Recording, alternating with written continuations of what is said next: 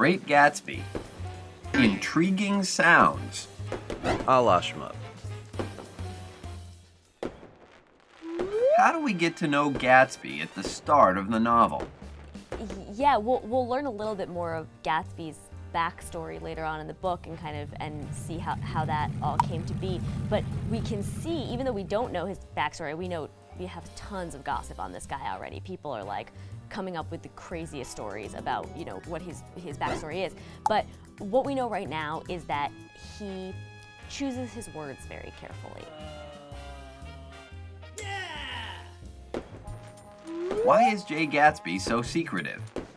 Because he has to portray, as you mentioned, this version of himself. He isn't who he is. He's putting on a show 100% all the time. And Nick himself says this. Nick is like, he's choosing his words carefully. He doesn't. I don't know what he's thinking, but he's talking really slowly and kind of like pausing before he says things.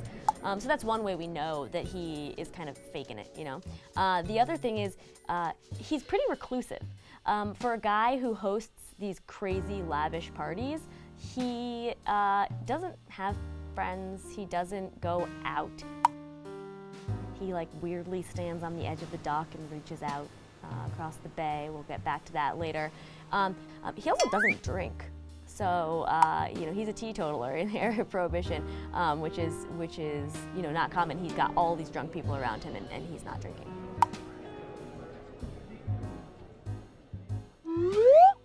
How do we get to know Gatsby at the start of the novel? Why is Jay Gatsby so secretive? So secretive.